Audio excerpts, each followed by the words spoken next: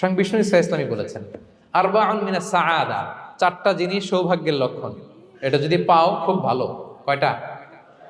সবাই বলেন কয়টা?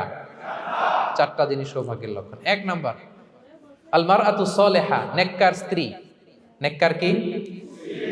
দুই নাম্বার আল মাসকানুল ওয়াসিআ, প্রশস্ত বাড়ি, প্রশস্ত বাড়ি।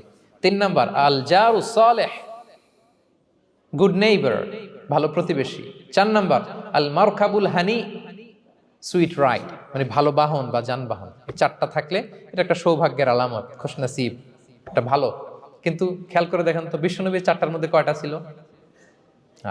শুধু এক নাম্বারটাই ছিল, বাকি তিনটা ছিল না তেমন। এক নাম্বার কি ছিল? আল মারআতু সালেহা, নেককার স্ত্রী, এটা বিশ্বনবীর ছিল, ঠিক কিনা?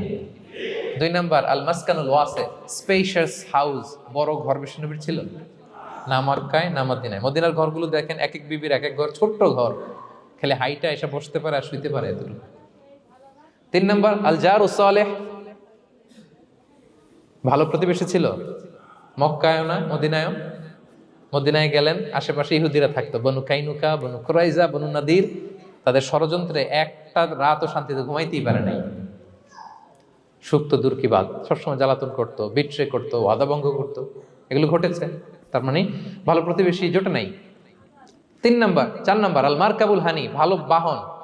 খুব বেশি ভালো বাহন ছিল তাও বলা যায় না, খাবারই তো ছিল না, ওট খাইলে না গায়ে জোর থাকবে, ঠিক কিনা?